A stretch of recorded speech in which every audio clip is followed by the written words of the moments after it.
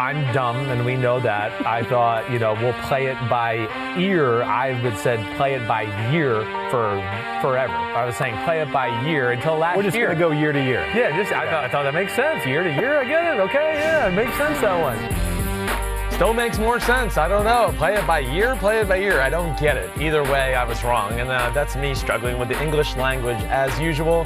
What up, Paulie Burmeister? He's back in the fold after a month of being everywhere. Holy crap. It's been a summer being out and about. And thinking about what we heard in the intro, I was back in Southern California last week. Right. I was at a Rotary Club meeting, and someone gave me their card for the new business, and it was smoke and mirrors. And I'm like, it's smoking mirrors. You don't even know how to say it. You started a business. That's another one that I have butchered my whole life until this past year, too. Yeah. Did you get that shirt when you were out there as well? I did. I figured. It's a local. Everyday California is the brand. Okay. I guess we're both wearing black today. Men in black over here today. And yes. I have something to add for you. I was not only in Okay. California, I was back in the homeland in Iowa City. Okay. And after Kirk Ferentz was on, I think in the spring, I said, I got to get you some Iowa swag. Okay. So I was in the building, and I took care of that. You are the man. It's something you can actually wear. I appreciate that very much. And the top button will be buttoned, but I'll sport some Iowa football. It's good stuff. I can respect that program. You should be proud representing as an honorary Hawkeye. Yes. Yeah. Okay, I will. I definitely will.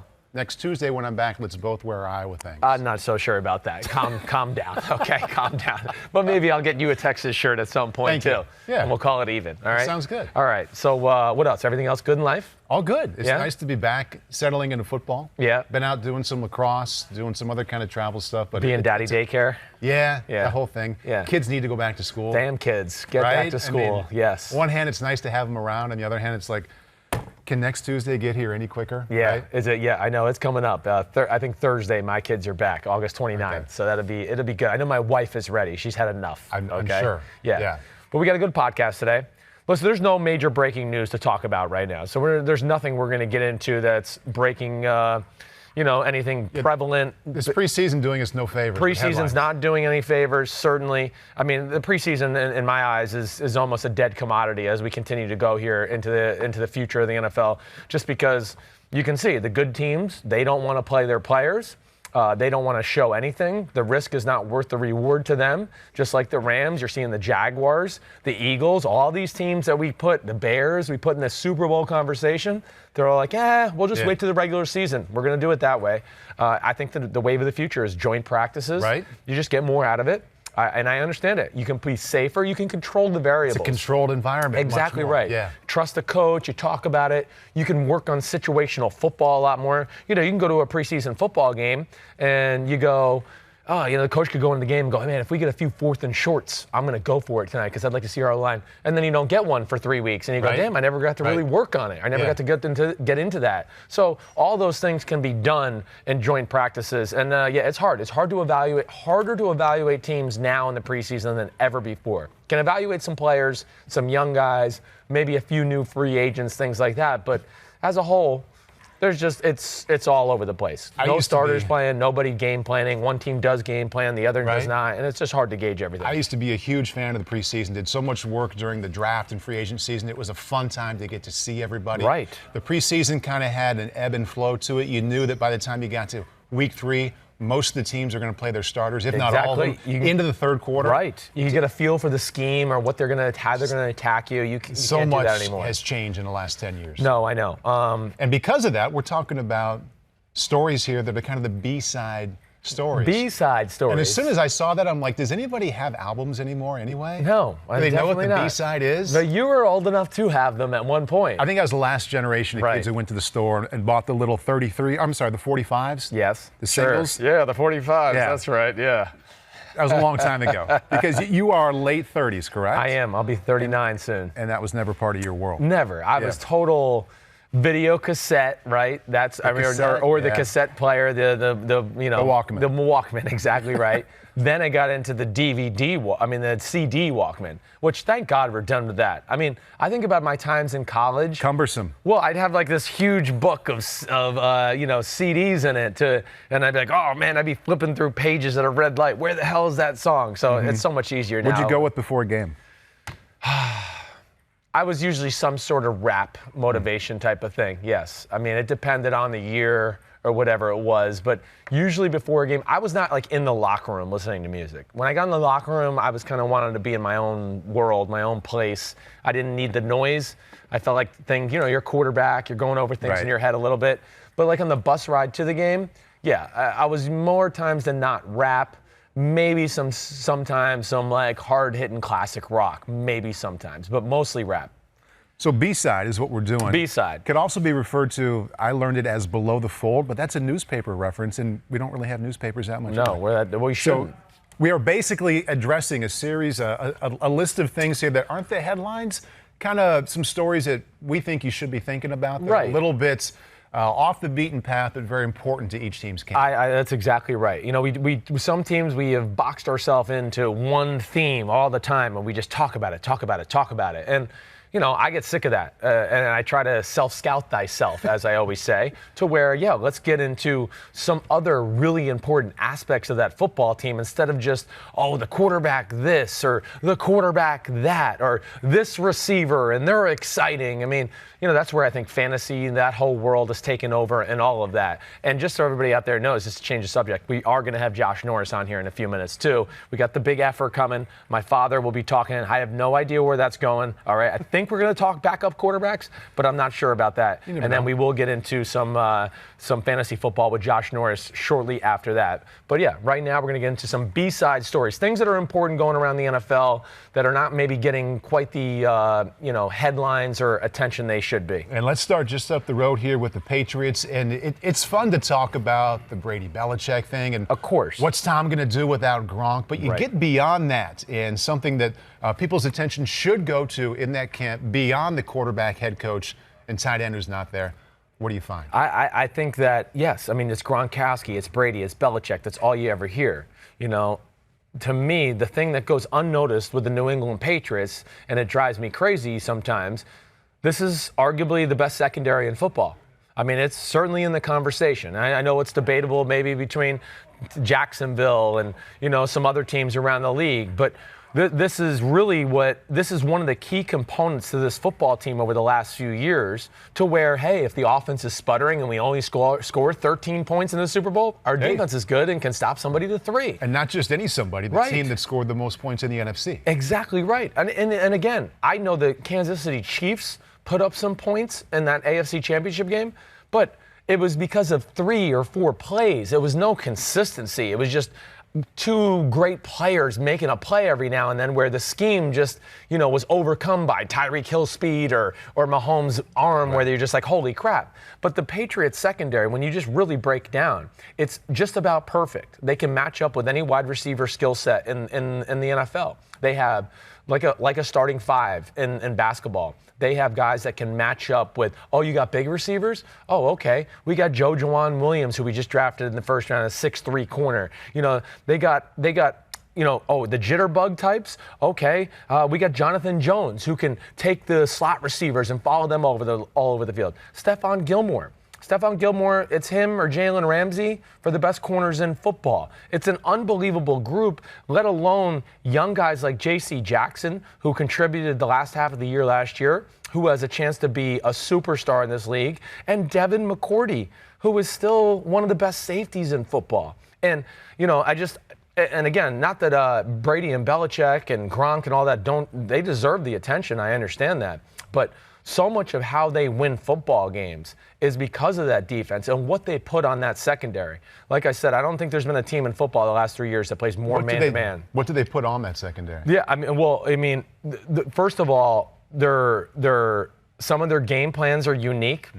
I've said this in the past week. What they did against the Kansas City Chiefs in the AFC Championship game, that was a defensive game plan that has never been run in the history of the NFL. Never. What's the Cliff Notes version of that? They played man-to-man across the board, okay? And they doubled Tyreek Hill with the free safety in the middle of the field every time. So they made it look like it was almost like a, man coverage, single man high, right, type of defense. but it was really man coverage, and that guy sitting in the center of the field, wherever Tyreek Hill was, as soon as the snap happened, he went and doubled him with Jonathan Jones, and then they had Stephon Gilmore shutting out Sammy Watkins, and then J.C. Jackson, who's a big corner, taking on Travis Kelce. But because they did single safety along with it, Paul, what they did there too is they got to bracket the back, right? So now you have you got two guys, right? There's 5 eligibles, and you got 3 one-on-one matchups. You double Tyreek Hill, right? So that's the 4th eligible. And then the 5th guy is the back out of the backfield, where they would have 2 linebackers, just as you would call it, one bracket. You can call it a number of one things, where the back comes out of the backfield. If he ran to the left, that linebacker takes him. If he runs to the right linebacker takes him. But that was truly, I know it caught Kansas City by surprise, but it's truly an unseen thing, and I study film all the time. And I just think that's one of these things that I look at and go, it's so impressive about their football team, how Bill Belichick's built that aspect of it, let alone his ability to recognize the talents of these guys and who matches up with who on a week-to-week basis. And they're a special unit and a huge part of why they win football games on a year-to-year basis. And that Kansas City example is just one, and it's unique for what they did that night. But as I'm listening to you and thinking back to at a smaller level, what gave guys like you and me a hard time, it had the 2 components that it can get any quarterback at any level. A defense shows you something you hadn't seen, you haven't seen, and that you didn't expect. That's number 1. Right. And then number 2, the defense that disguises that new plan very well. You spend so many series where you punt it away, you come over to the sideline, and between you, other guys in the offense you trust, and the coaches you trust, you have this thought of, what are they doing? Yes. And what is that? But by the time you figure it out, it might be late second quarter. It might be third quarter. It might be Monday. Exactly right. I don't know if they figured it out really till late in the game. Right. Because they were going, the look of it was not normal to a double team look, let alone nobody. You're basically playing no safety in the middle of the field, even though he's there at the start of the snap. But then his attention goes to Tyreek Hill. So then everybody that's playing man-to-man underneath had no help behind them. Right? And that to me was one of the magical things about their run last year. And just, it's one of the things, again, that he's on another level, Bill Belichick, as far as how he builds a team and how he sees it, and his DBs in a passing league. I'm going to match up with big receivers, small receivers, tight ends. It doesn't matter who you play every week. I got the guys to do that. Speaking of passing league, when you get to Baltimore, one of the few teams that's had success in the AFC against the Patriots in the postseason the last 10 to 12 years. All eyes go to Lamar Jackson. How is he going to be in year 2? Right. And it's a fair question. Sure. When you think about this team with really high expectations and a great resume, how he does in year 2 as a starter going to have a lot to do with how good they are. Yep. But once you get beyond the quarterback situation, where should the eyes go? You said it, it's Lamar. Oh, what's this new offense that they're talking about? Right. That's all we ever talk about. Let's not forget, the Ravens were one of the best defenses in football. Always. Right. And, they lost Zadarius Smith in free agency and C.J. Mosley in free agency. Okay, those are big losses. But, damn, they are still phenomenal up front. Big bodies everywhere. One of the biggest front sevens in all of football. But the secondary, again, I know this is secondary back-to-back, but hear me out with this secondary that they got right now. First off, their safety tandem, you could argue it's the top in football with Tony Jefferson and Earl Thomas. It's phenomenal. They can do whatever they want. One could be the strong, one could be the free. They both can cover people man-to-man. They both can play center field and have great range in the back end, especially Earl Thomas. Earl looks really good, like he can still fly around. But then when you get into guys like Marlon Humphrey going into year 3, who really came on last year, he's got a chance to be like a real shutdown corner. When Brandon Carr's your 3rd corner, and then you got Jimmy Smith, who is going to be back in the fold and hopefully healthy here soon. But then it just continues to go on and on. They got young guys like Anthony Everett, who's from Alabama, who can really fly. They got a few guys that have size. But Tavon Young, who just got injured, that could be a little troublesome. Cyrus Jones at nickel, who the Patriots took. He's been getting a lot of time in the preseason. So, again, this is another team where, we all know it's quarterback, and I'm excited to see the offense too.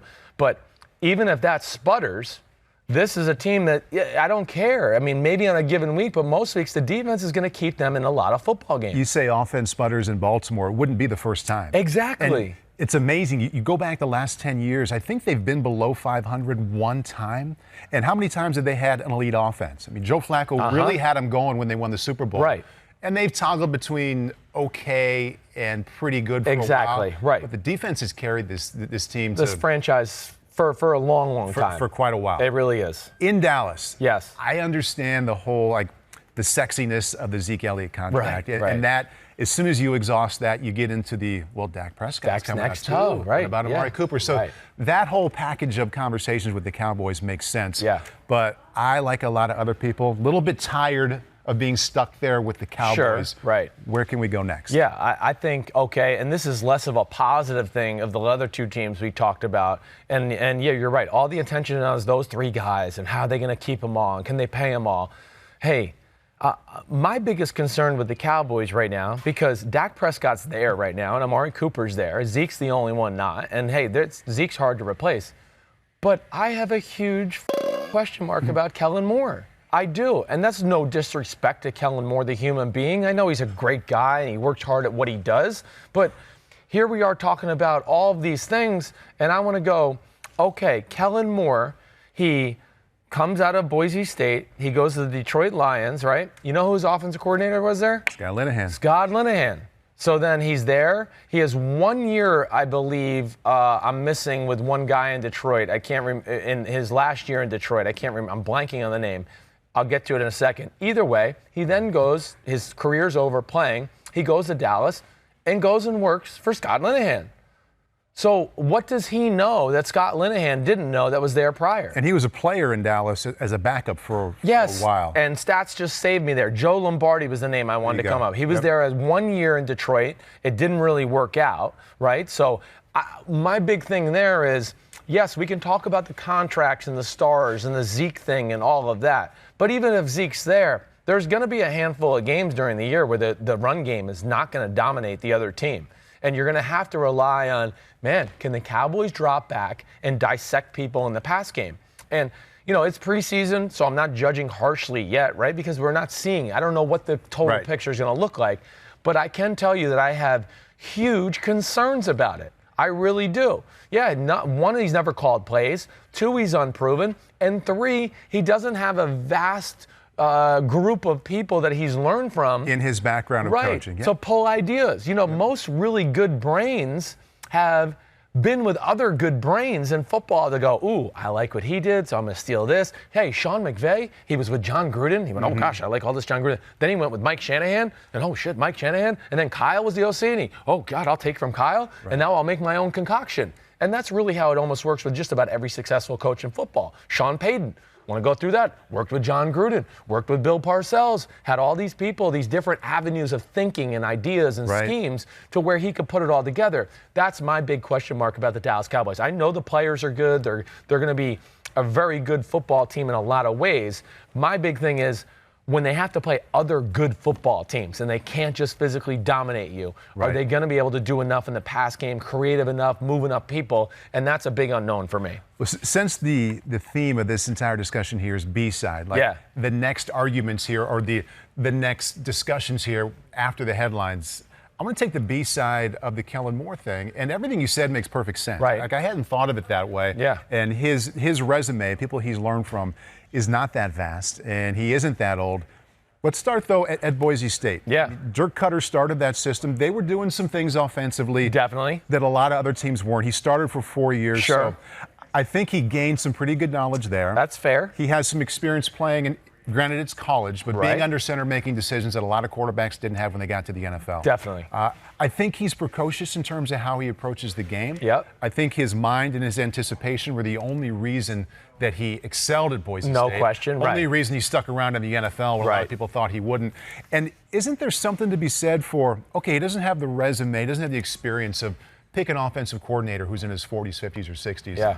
Maybe the players will look at him and relate to him differently Monday through Friday because he was just on the field. Maybe he can make up for some of that because of this relationship he could have with Dak. Sure. They were teammates before they were play caller and quarterback. So you bring up great points. Yeah. I'm just thinking of ways maybe he can overcome that. I hope you're right. I do think he has some parts of his resume that could lead you to believe that he could overcome. I hope you're right. I do. It's just a question mark. I hope Jason Garrett gets involved in it too. I'm rooting for the Cowboys. I like Jason Garrett. I like a lot of the guys on that team. I root for Dak Prescott.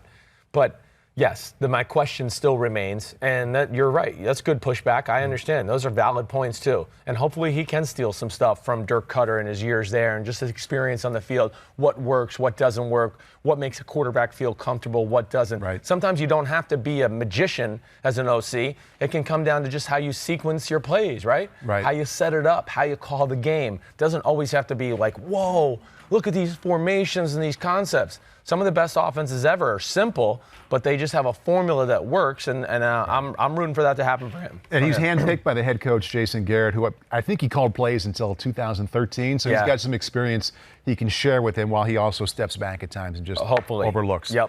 49ers, Jimmy Garoppolo didn't play well. Hasn't played well in the preseason yet, coming off an injury. His relationship with Kyle Shanahan.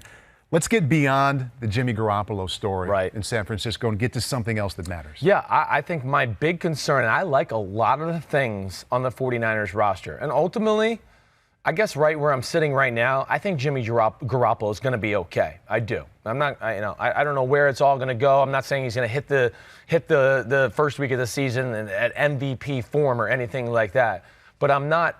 I still have enough faith in him and Shanahan and some of the weapons they have around him that it can make it work. My big thing with the 49ers is they have health and injury concerns the last few years that I think are worth talking about. And I don't necessarily always like going this route because sometimes you just get unlucky. There are more there and more often recently. It certainly seems it. I mean, hey, we can start first off at the running back position, okay?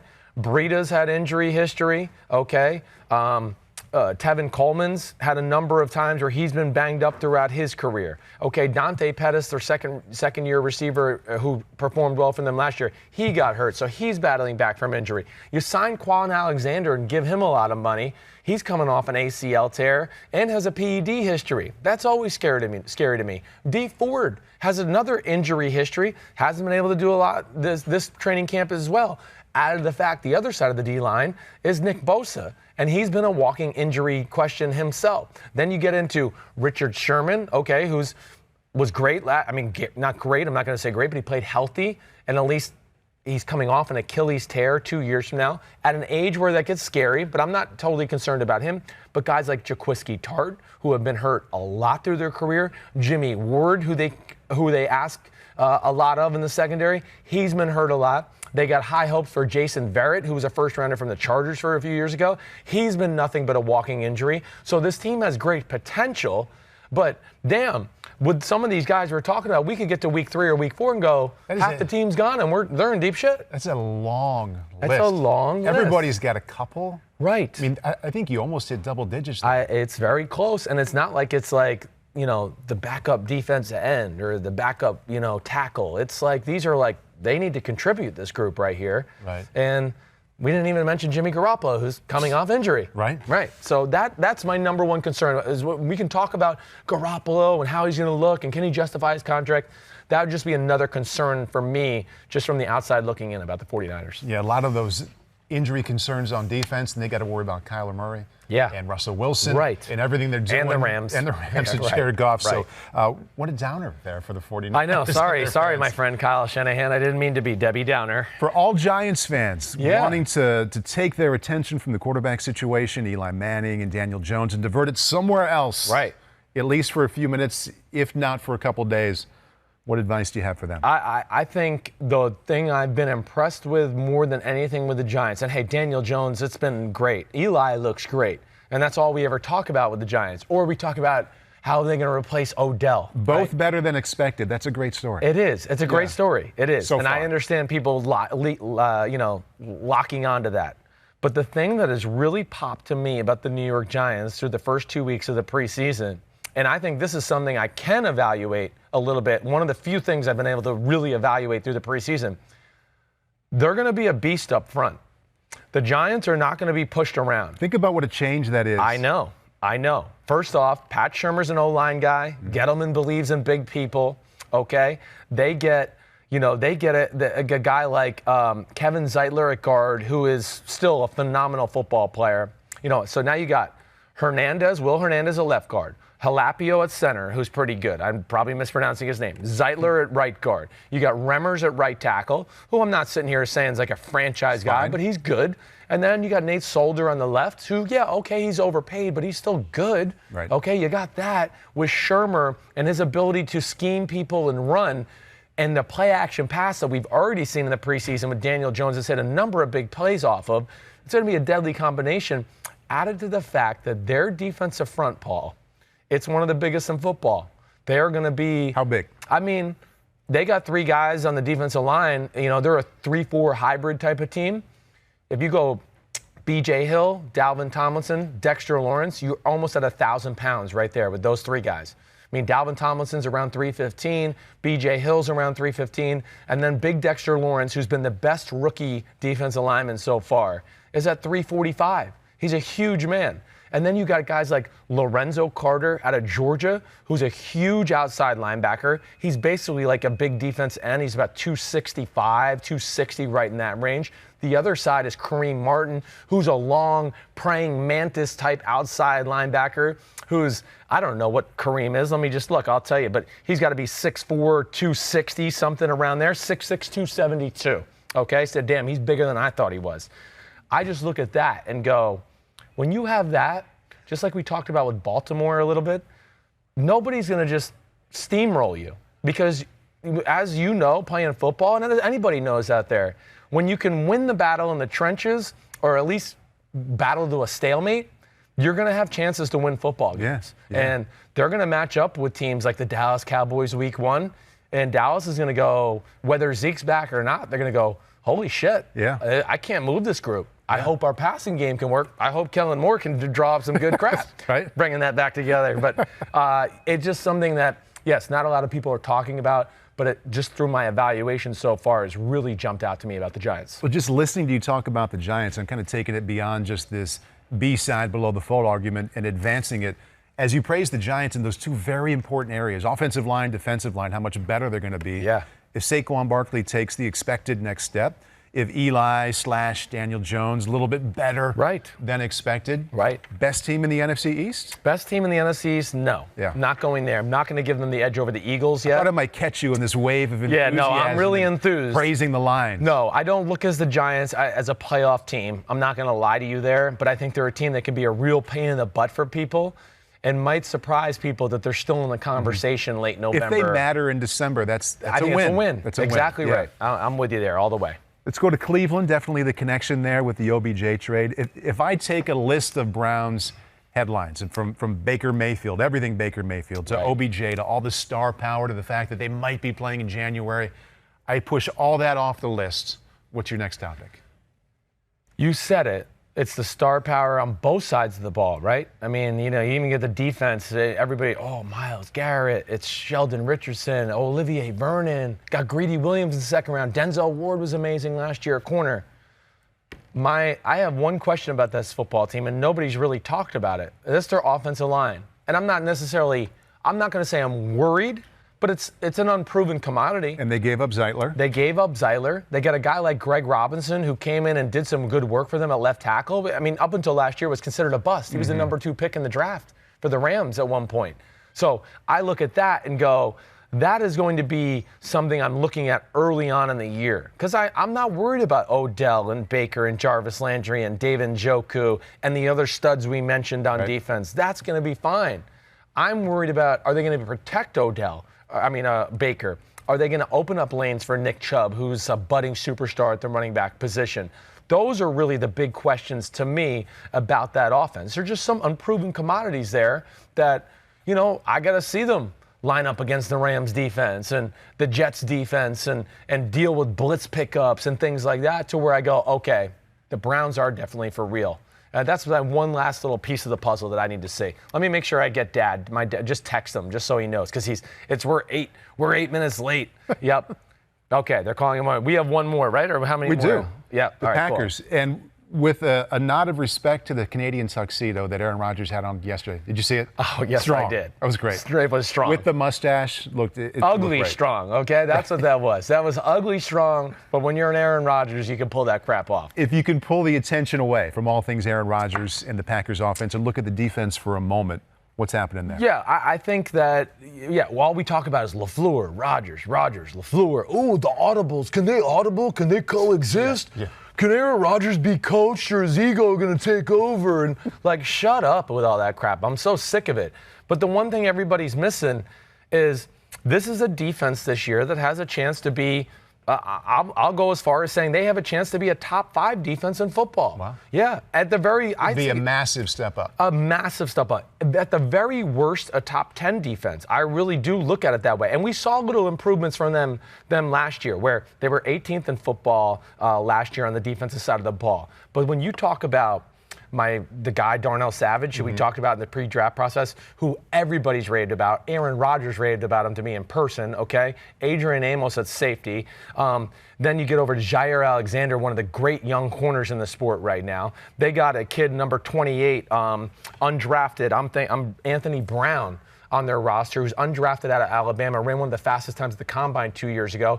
He's playing corner in the nickel spot with Tramon Williams going inside the nickel, but then Preston Smith, Zadarius Smith, Rashawn Gary added to the mix, okay, with Kenny Clark on the inside and a bunch of other good players where I go, hey, this is the first time in a while Aaron Rodgers might not have to, be 24 for 30 for 300 yards and 3 touchdowns for them to win every game. He might have some weeks where he can go 20 for 40. And still win. And if you take a close look at that defense, there's so much young talent that you mentioned from the drafts back to 2016. They went out and spent money in the free agency for the first time ever, really. A couple of different ways. Yes. But in addition to that, from first-round picks, and they have 3 of them from the last 2 years, to second to sixth, they've got so much young talent from 2016 on that came from their own draft, and they've got a new defensive coordinator, Mike Pettin. So young talent, new thinking around there. I'm on board. I think so. I mean, all we talk about is that offense and Rodgers, but I'm excited about their full team for the first time in really about 6 or 7 years. You excited about your dad? He's kind of overrated, but we'll bring him on the pod no matter what. Is he there? Did he hang up on us? No, I'm here. Oh, hey. Yeah, I've been listening to you two knuckleheads for 5 minutes. I'm like, Jesus Christ, sooner or later, bring me in. Good. Now, we had to finish we were doing a little thing called B-side, right? Like stories that are not getting enough notice of some teams around the NFL. Well, let's see. Phil knows about albums. There's about 100 of them, but let's don't get into them. Let's talk about what Baker Mayfield said in GQ for 7 hours. What's your favorite B-side? What do you think his motivation was? What do you think? How's Daniel Jones going to feel about it? You did learn that from me. I just heard you go into your other person. Oh, of course. He has 2 others now. About his Matt LaFleur and Aaron Rodgers. Yes, no, I don't think Aaron Rodgers, they're going to let him ever audible. No, they won't do that because it's, come on. I hate to say it, but I'm part of it. And I'm a dummy a lot of times, but damn, there's some dumb people that talk sports all the time on the radio, and I listen and watch. And all I do is I write notes and going, okay, I'll make sure I don't say this, or I'm going to make fun of this, or whatever. And I'm sure some people do it to me. I don't care. But, I'm not, well, that's just my opinion, I hope it's just more than my opinion. I think most of the times when I talk about players, teams, I think I'm giving more facts than opinions. Right. So, so everybody there can just take it and do what they want with it. Okay, thank you. You know what I'm saying? Great to talk to you on a Thursday. Yes. And then, listen, Paul, how are you? I'm good, Phil. I was going to ask you, it's been months since you came on the podcast the same day as me. Is there something I should know about here? Well, it just means Christopher's just a bad organizer and a guy getting it together. So I don't know. Makes me feel it's better. Not me. Yeah. I'm still waiting to check from NBC from doing all these damn podcasts. Should I keep waiting? Yeah, keep waiting. It's going to my house, so don't you worry. It's all It's all in the family, Dad. Okay. All in the family. Well, the one thing I know about Christopher, he doesn't share crap. So, but that was great about Green Bay's defense. Paul, I will say this though. For years, they've been drafting, it seems like, so many defensive players. I think, okay, and I don't know. it just seems like they've drafted 20 defensive backs in the last 3 years. Right. And half of them are in the too deep. Yeah. Well, yeah, and it's finally some of those draft picks are coming through for him. Just like, Christopher, you talked about Jair Alexander. Right. I mean, in Louisville, I remember watching him going, oh, my gosh, this guy is ruthless, aggressive, understands football. Right. And he's so quick and fast that he can get beat and still not get beat. Right, right. And I thought at times last year he was tremendous. Now, he got hurt last year too, right? Yeah, he did. He was hurt early on, so he didn't really get into full flow maybe till week 4 or 5, and that's when he really started to kind of blossom from there on out. Yeah, that, and I'm getting a really big kick out of the fact, I know Darnell Savage, I just remember watching him, what an athlete, and, very impressive. Rashawn Gary, I just happened to look, and I see they have him written down as a linebacker. Oh, yeah, he's a linebacker, all right. Yeah. 275-pound linebacker. But, of course, Christopher and Paul, we know him well from up here, and I actually watched film on him in high school. Right. Because he played at Paramus Catholic, and schools up here, when they would play Paramus Catholic, because their defense was loaded with major college players and future pros, which has turned out to be. Jabril Peppers being one of them. Well, Peppers, and then they had the number 1 linebacker in the country, but he had some injuries or whatever. I think he transferred he left Michigan. He's back at Rutgers. I want to say Singletary, whatever. But the story is you had to decide who you're going to play at quarterback because they were going to knock them out. Right. And for real, okay, we can't play our quarterback or backup or this or that because if he's in there, they're going to run him over. Then what are we going to do? And so they actually had to put bigger, not tougher, but just bigger, stronger people because they were really incredible looking in high school. So just seeing Rashawn Gary at linebacker, or listed as a linebacker, I thought he was tremendous at Michigan. His hustle was awesome. Yep. The body type fits the NFL. He looks like one of those guys that nothing's ever going to hurt him. He's not going to deal with injuries, and that's just a guess. But certain body types, to me, just seem to never get hurt. Yeah, he's that's one of right. those guys. He does. He's like rubber band. He's like a rubber band. He can put himself in a lot of crazy positions. The other thing you brought up, I'm really interested to see Mike Pettin. I think Mike Pettin is a really good coach. I agree. And, they're winning in Cleveland. But, I'm doing you, Christopher. Paul, I'm sorry. Well, it's really you. So he's winning in Cleveland. Yeah. The team is doing fine, but we want to see Johnny Manziel. Okay. That's all everybody talked about. Right. I think we did a Thursday night game, Cleveland at Cincinnati. I can't remember Hoyer, if he started, whatever. I did so many of those games where everybody was always crying for another quarterback, and Brian Hoyer, all he's doing is playing pretty well and winning games, but that's not good enough. We want Johnny Manziel. And I love all the guys on TV that know it all, and they say, well, if I'd have known Johnny Manziel had these problems, well, where were you? Under a rock? So things like that bother me. Yeah, So I get you. Well, that's why I'm your son, and I usually address those things. So it fits hand in hand. All right. Oh, well, what else is going on? Well, is there anything you want to spout off about? Because I know I never. Yeah, well, first off, I want to complain about it. I got to do this damn podcast every week with you. Okay. So that's one. How's that? That's good. That's fine. We don't really care about that one, so we'll gloss right over that. Oh, okay. Yeah, but I'm actually really interested in, Green Bay, Matt LaFleur being a head coach. Yeah. He went from quarterback coach, coordinator, head coach in 3 years. Yeah. So that's pretty interesting, and I just want to see how that works out. I always worry about certain teams when, I know it worked for the Rams, and they did it last year, played nobody in preseason and everything like that.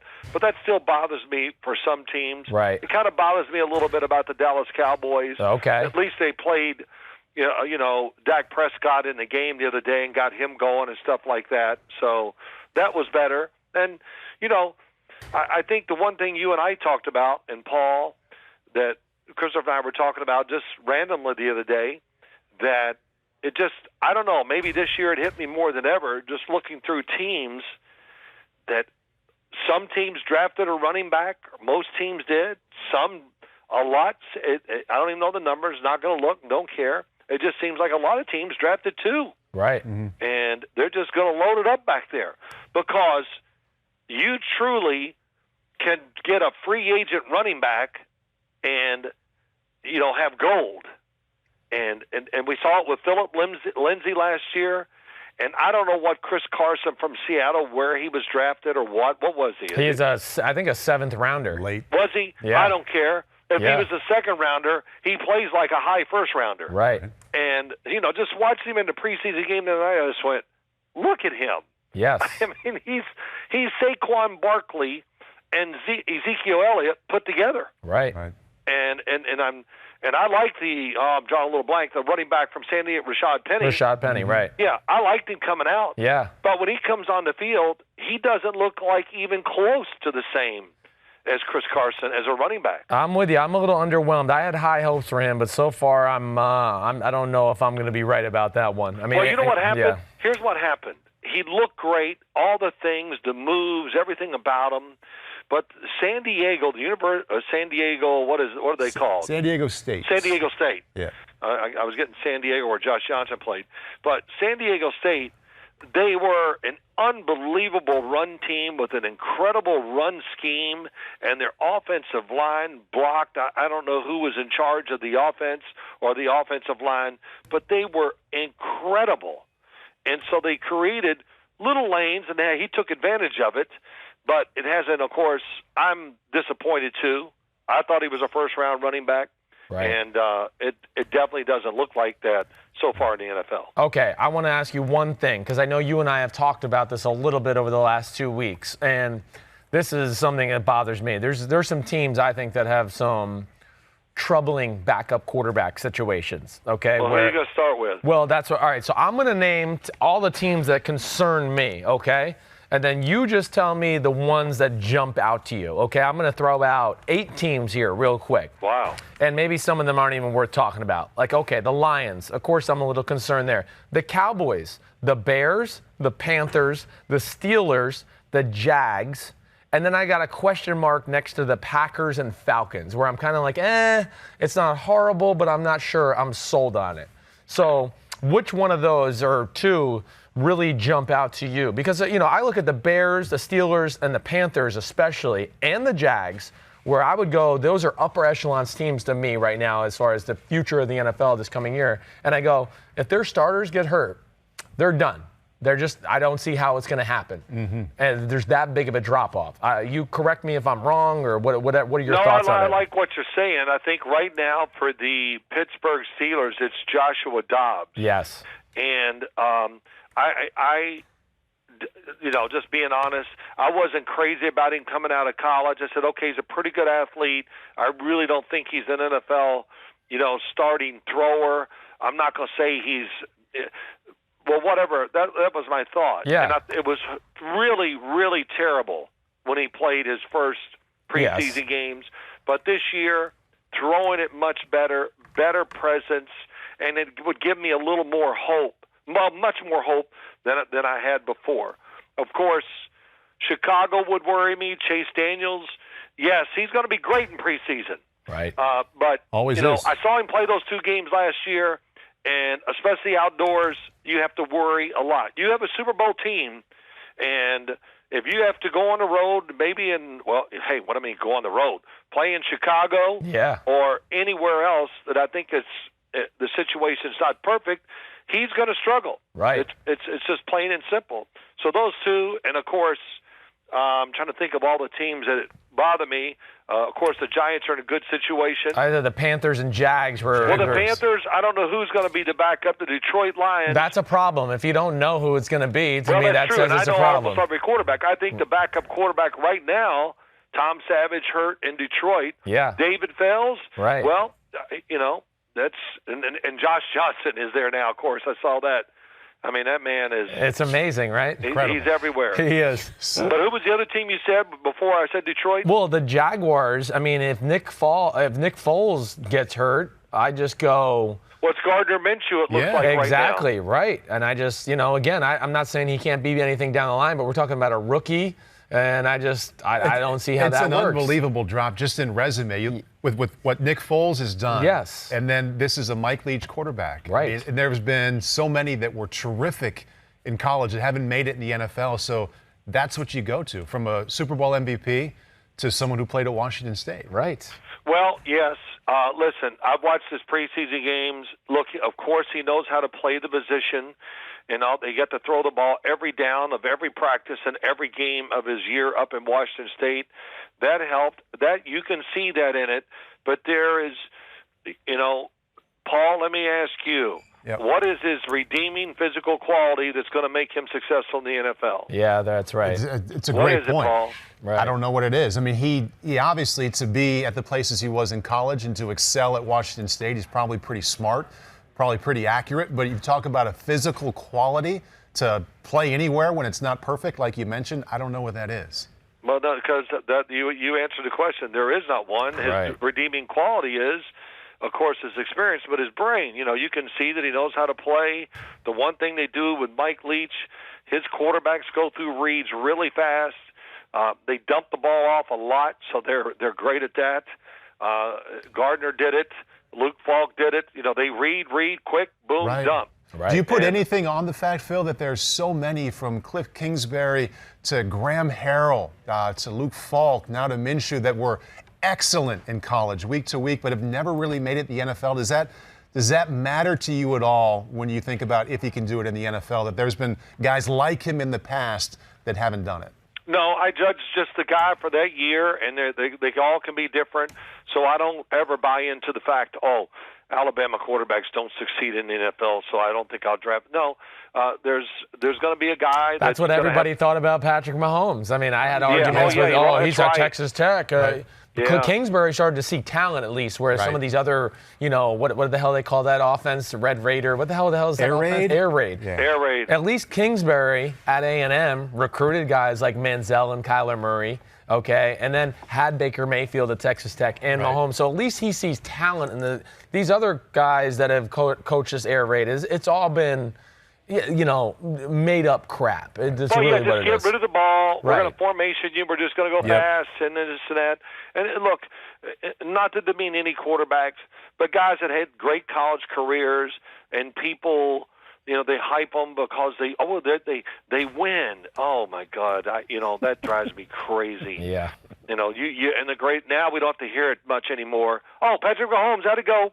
How's he doing? Yeah. Okay. Let's go on to another subject there, mister. And that does it. But think of Matt Leinart. Yeah. Sure. Okay. Tim Tebow. On him, but when you drafted him, what was it? Yeah. They won national championships, and it was great. Look who played with him. Right. I would venture to say everybody that was on that team, on that offense, almost everyone was drafted in the NFL and had somewhat modern success. Right. Pete Carroll had to chase guys out that were starters because he had to play the backup. Right. Okay? Oh, man, you got to come out. I got to play the other guy. He's really good, and you'll be fine. You'll be drafted high. You got to go. Yeah. I mean, it's and the same with the Florida Gators. Go back and look at that offense and who was on that line and who the receivers and running backs were when Tim Tebow was there. Aaron Hernandez, Percy Harvin, Rainey, Lewis Murphy, the white receiver who said the racist comment for the Philadelphia Eagles. Riley Cooper. Riley Cooper. I mean, you can go on, and the whole team is in the NFL. There was another one. There was another Olympic sprinter back there with Rainey. I forgot who that was. I said Percy Harvin. Maybe you didn't hear me say that. No, I heard. No, it was somebody else. There might have been three. Well, yeah, there was three. Might have been four. And who knows? It would have been five. Oh, wait, the offensive line. Oh, yeah, the Pouncey brothers. Yes. Oh, they're no good. Right. Marcus Gilbert. Oh, yeah, he wasn't as good because he went in the second round instead of the first. Max Starks there? Yes, he was. He might have been. That? He said Max Starks. He might have been before then, though. Okay. I got to look at when he was. I think he probably was. Right. But you kind of get the point, and it's as we judge, and we try to be fair. But I said this to my son, and Paul, I'll say it to you. When I watch players, especially quarterbacks, because, what's his one-loss record? Yeah, mine was great at Moorhead. We were a powerhouse. We had a year, we won 3 games. It was awesome. Best year of my career. Right. But just judge the person, and I say this and I mean it. I did it again this year, which I didn't study him as hard this year as before, because I do think there's a little more to right now besides just the physical quality. I want him, but really, do you really know how to play? Right. Have they polished you up as a quarterback? That's what we're concerned with. Point in our example of what you're trying to say. Drew Lock to maybe Daniel Jones. Mm-hmm. There's no question. They're not even in the same league. Daniel Jones is so far above Drew Lock right now and just knowing how to play. Exactly. And that is just because, not because of who's smart and who's not. It's because of the systems they played in and how they were taught. Right. And, the old, how about Kyler Murray? And not saying anything, but now he can't do the fake claps and all that stuff. That's outlawed, I guess, or whatever. Yeah. So that kind of changes it. But I go back to my point. When I watch them play, I don't know the score. I don't know their numbers. I'll look at their numbers later. I don't know if they win or lose the games I'm watching. I don't care. I'm just watching the one player. Right.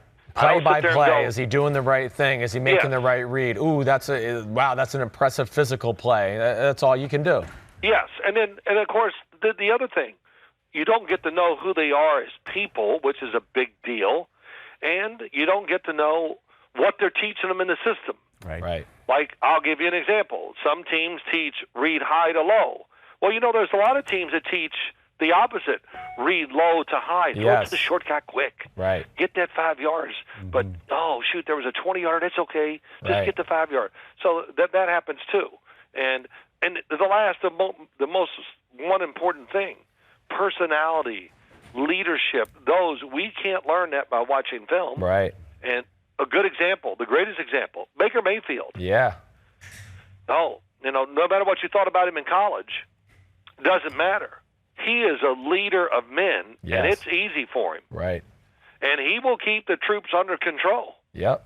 Because they respect him. And then the most important thing, too, Paul, you're an ex-quarterback, Christopher, me, is your relationships. Mm-hmm. Can you kind of work the room in a way to make sure that, you're doing the right thing? Because being a quarterback holds a lot of power. And to be able to influence other players in many, many ways, if you do that, of course, that you can't measure that. But people that scout and whatever, I think they can find these things out about these quarterbacks coming out. Yeah, definitely. It's the hardest thing about our job right now is not getting to see some of these guys personally, talk to them, get them on a board, and see what they talk about. Dad, you the man. Well, no, the last about thing time is, you contributed to this podcast. About time. Well, thank you. But the one you talked about, Carolina, I think they're, I would say, not great concern. But, listen, once again, Cam gets hurt. Can the team continue down the path that they're going, which they were last year? Right. And I would say right now, no. Yeah, I'm with you. It's a concern to me. It's only 2 preseason games. But, again, I'm just judging the player, not the team. And I don't see it. Yeah, I'm with you. We'll see where it goes. All right, good big to hear guy. your voice, man. You're the man. And the last thing is, Paul, you big chicken. You said you were going to come up here this summer and throw and everything. And it's still summer. NBC's been killing him. He was all over the place. He was over in Europe for the whole month of July. So he's just getting back in. He had to do the Tour de France. Oh, yeah. Okay. Yeah. All right. Well, okay. Is the invite still there? You know what I say? It's always there. Okay. Don't tell me about the pain. Just show me the baby. Okay. Just get it done. All right. And the other one more time, Christopher. Yes. Because I heard your big boy on the radio show the other day when you weren't there. Big Cat. Big Cat. Right. Yeah, I can never remember his nickname. Big Cat. Yeah. Well, okay. He's Big Cat. He goes, they have pelts on the wall. Now, what is it, son? It's pelts on a horse. Okay. Do you understand why? Yes, because, if you're a fur trapper or anything like that, you'd put them on the horse, I guess. I don't know. That's right. Don't tell me you're a great fur trapper when I go out and look at your horse and there are no pelts on the horse. Thank you. My God, you guys beat it and say it wrong about once a week. Okay. All right. I feel better. See you later. See you, Kentucky, Phil. See you, Phil. See ya. I'm going to be in his kitchen drinking coffee soon. I think he's going to be, why is Paul here? Yeah, right. Because you challenged him. But yeah, you'll challenge him, but then they'd be like, oh, it's good you're here. Let's go out to the field. Oh, yeah. Come on, let's go throw. Yeah. We could have done a B-side on the Panthers, too. Yes. Just because we all talk about Cam Newton's shoulder. I will say this just real quick because we're going to get on to Josh Norris here. Yeah. The Panthers supporting cast around Cam Newton, I believe, is the best he's ever had in his career. But you don't love the backup situation. I don't love the backup situation, but we still got Greg Olsen at tight end. Mm-hmm. You got McCaffrey at running back. Ian Thomas, their backup tight end, had played real well last year. But then you get into the Curtis Samuel, DJ Moore conversation with a guy like Chris Hogan who might be able to do some things. I look at that and go, wow, that's pretty damn good. And the other thing I messed up on our B-side stuff, we talked about the Browns and the offensive line, my offensive line question. Yep. One of the great things the Browns did this offseason, too, is bring in James Campen, who was the offensive line coach of the Green Bay Packers. And that gives me hope for a group that I say is unproven commodity at this point. Yep. But, man, when you have a coach like that who's done what he did with Green Bay the last few years, pass protection-wise is one of the best O-line coaches in football. That gives me confidence that they'll get it done. I'm sorry. Now, two reads I got, okay? Yep. First, with the jerk, Mike Florio. PFTPM podcast, all right? You got to check that out. Mike's getting great interviews. He had Drew Brees this week, talked about a lot of things, the biggest thing being how he got over last year's disappointment with the NFC Championship screw job, right? And, other things, self-plug, check us out on PFT Live, weekdays from 7 to 11 a.m. It's a pretty good show. That guy that's blonde is really smart, knows all the answers. Okay. Then there's the Peter King podcast. Peter's still in training camp. I don't know. He doesn't like his wife or his home, or I don't know what it is, so he decided to leave forever. I'm just joking. I know he does. But either way, he's got this week Jason Witten, okay?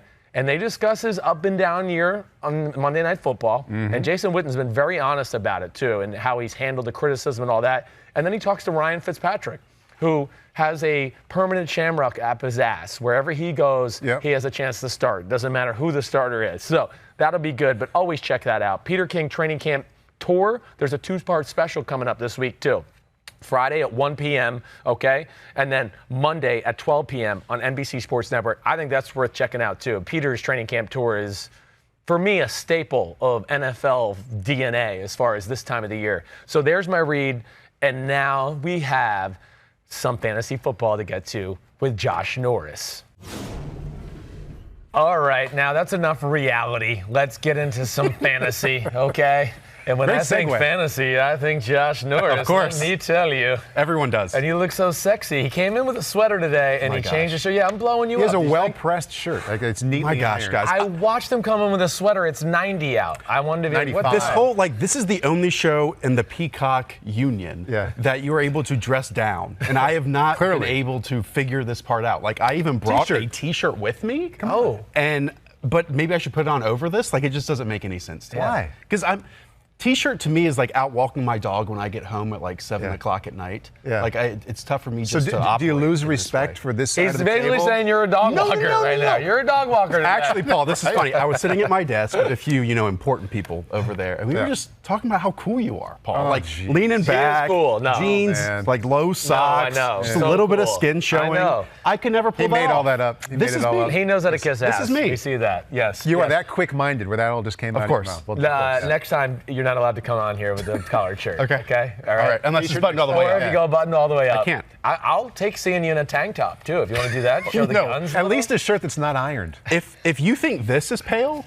just think of what the rest is. Right. There's your fantasy. Well, I want you to show off your neck and your Killed it. traps. You got an impressive neck and trap. I got to have posture for that, Frank. Okay. All right. So seriously, let's get into some fantasy football. Sure. All right. Tell me, I'm still a beginner. First off, everybody should check out the Rotoworld Just Do It with Josh podcast, right? Am I saying that right? No, you're not. That's not even close. It's the Rotoworld football podcast, but especially the one that Chris was on last week. We had a full live Did draft. he screw it up? I mean, it wasn't even close to what he said. Yeah.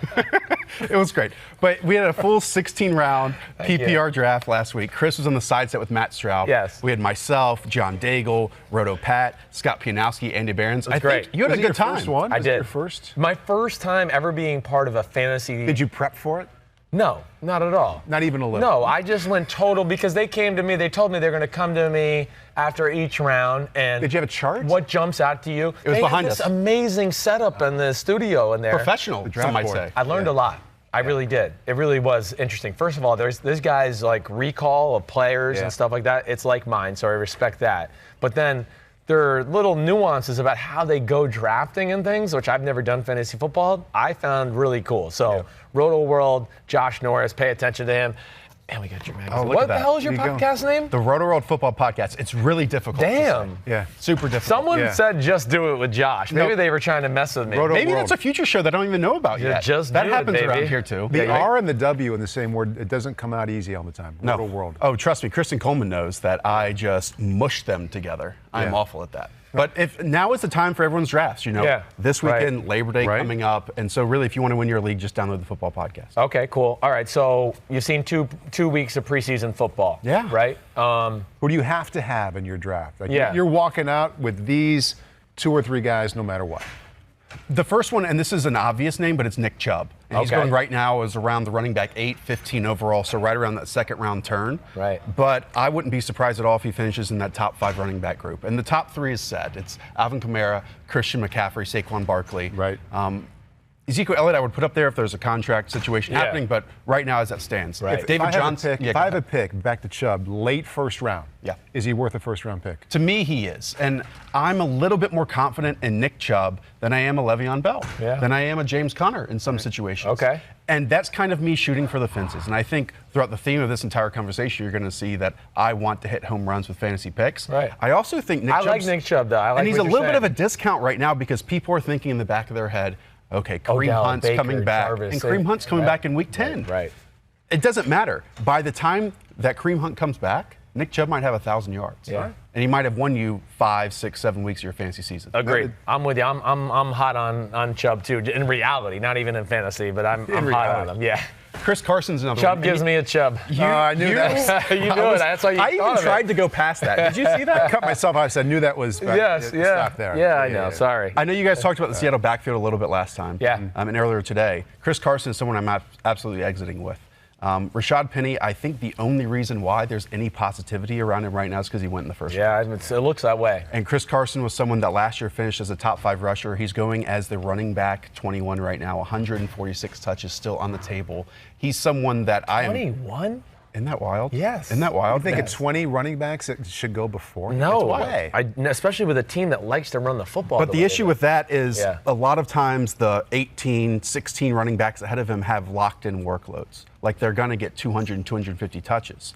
And people see that Rashad Penny in the same backfield and say, okay, he's going to have more of a sophomore push. Right. I don't think that's the case at all. I think this is a team that rewards good play, and Chris Carson is far superior to Rashad Penny right now. I agree. I was expecting things. I know I even told you I thought this would be a year Rashad Penny would assert himself. I was wrong. Because you've been hot on Chris Carson since before the season started. So kudos to you there. You want me to keep going? Yeah, of course. Mark Ingram's another one. I mean, this is a team with the Baltimore Ravens that will probably lead the league in rushing. Yeah. And rushing attempts. Right. And maybe half of those go to the quarterback. And that's great. That's another backs too, right? But that's another one. I mean, Lamar Jackson is going as the quarterback 16 right now. Right. This is another reason why in our last conversation I talked about waiting at the quarterback position. Yep. But there's something called stacking in fantasy football. You know, a lot of times people want to diversify their portfolio with getting players from different teams. Why not, if you really believe in an offense, why not just get the best players on that team? So Lamar Jackson and Mark Ingram having that combination, that's all the rushing totals, and even a Justice Hill later on, that's an absolutely a team that I want to invest in. That's one thing I learned about the fantasy and a little bit is not always investing in the actual player, but investing in the team and the offensive coordinator should go into that. I thought that was a really good thought you guys brought up a number of times during our Rotoworld So last time I was on this podcast, we talked about Arizona's offense. Yep. Yeah. They were kind of hiding things. Right. Do you think the same thing can be said for the Ravens offensively too? Because this is a full offseason now that Greg Roman has to plan a rushing attack. Right. I mean, we could see 10, 20, 30 different styles of runs and different formation and personnel groupings. I have more faith that they're hiding more than the Cardinals are hiding. I got to see what the Cardinals are hiding first because I don't know what they're going to be hiding because Cliff Kingsbury's been a part of one offense his whole life. So I'm interested to see that. But I'm more with you with the Ravens thought. Everybody's avoiding with showing things or playing good players. It's just 4 weeks of avoidance with the preseason. For sure. And Justice Hill is a name, and really these late-round rookie running backs that go in the double digits. I mean, I have a list of them.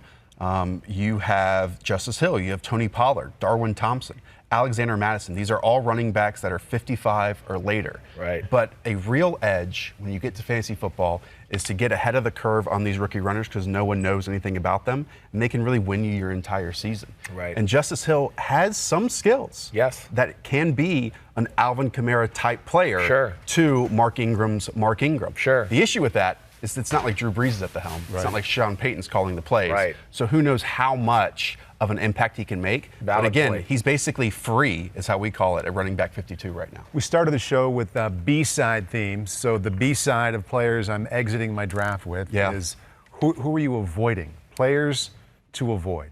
Well, we started this conversation by me saying I'm a nice guy. So let me first We're avoiding you? A lot of people do.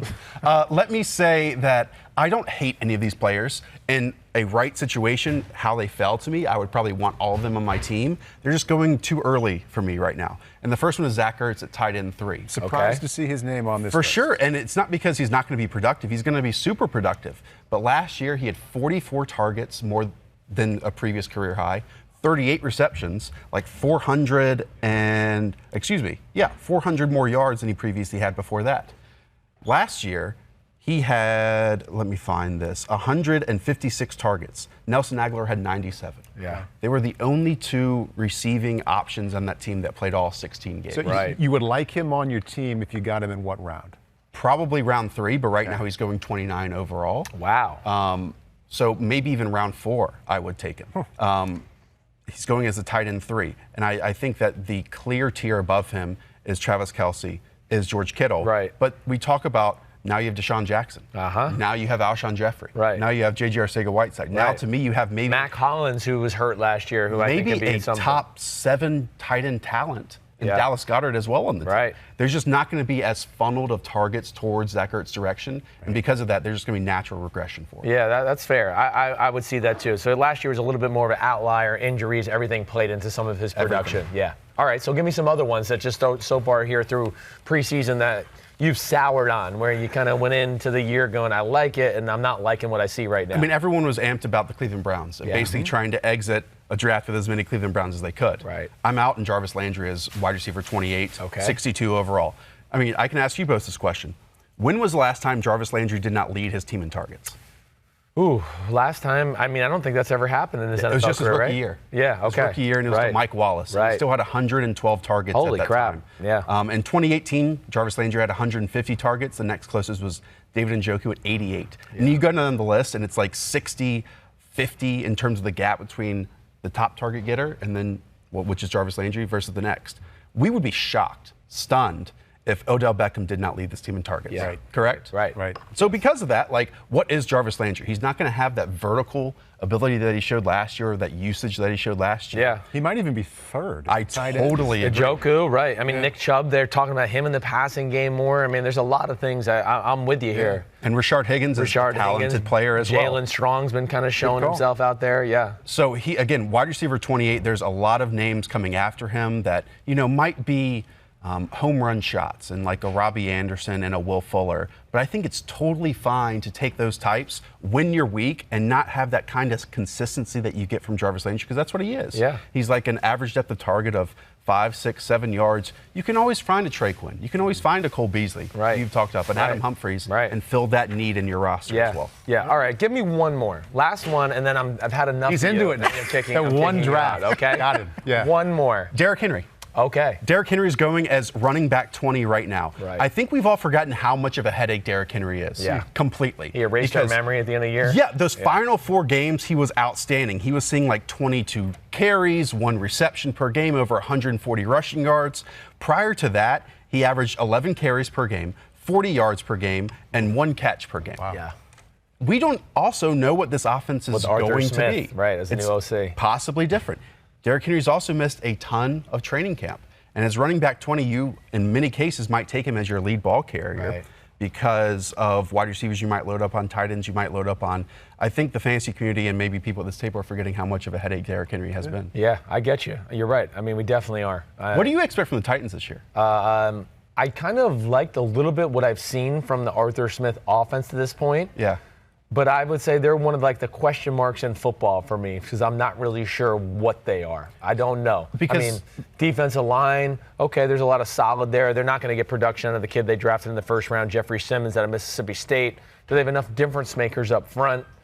And then What's the quarterback going to do? I don't have enough faith in the quarterback yet. He's going to have to prove it to me before I believe it. Which is massive. And, you know, some people might say, well, you're talking up Damian Williams and not talking about Derrick Henry. Right. Okay, one's attached to the Kansas City Chiefs. Yeah. One's attached to the Tennessee Titans. Exactly right. And the Titans have Marcus Mariota at quarterback. Right. They're getting back Delaney Walker, which takes targets away. They brought in Adam Humphries, takes targets away, close line of scrimmage, and A.J. Brown might be the same type of player. It's really smart info, but if you come back, it's got to be untucked, oh my gosh, not ironed, no collar, something. Guys, if I come back, can I actually get a microphone? No. The microphone actually... It kind of loses the aesthetic of the whole thing, you know, without a microphone in front of my face. It's not functioning. Hello. And I find myself talking toward it, and it doesn't matter because the mic's right here. I talk about it.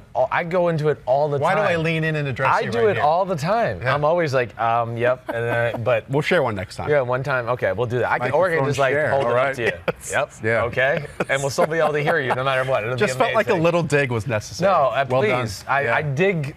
I take these digs at our own people all the time. I want a real damn mic that's hooked up. Okay. That's I know. what I want. And I want ear muffs. I want the full podcast Paul, look. when's your Headphones. draft? Yes, headphones are Which called. draft? Aren't you doing one with your son?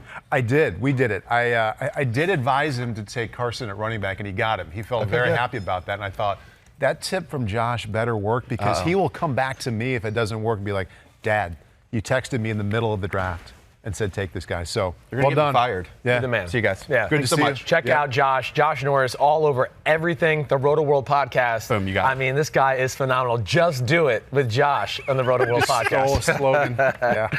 All right, Thanks, that's guys. it. We're done. You don't have to fold up. We're going to say goodbye. I can't talk anymore. I've had enough, all right? Talk into the mic. So we are done, everybody. We are done. But, okay, next week, I'm hoping to get on a normal schedule of Big Phil Simms on a Tuesday, okay? Hopefully his schedule will calm down. You're in next Tuesday, right? We got a back-to-back, a doubleheader with Paulie Bin. Yeah. And, yes, we're going to continue to follow football, and it's going to be a good weekend because at least we got preseason game number 3 where we might see some real action, some starters, all that. And you can count on me breaking down some real football stuff on that Tuesday podcast. Everybody have a good weekend out there. Be good, be safe. Peace out.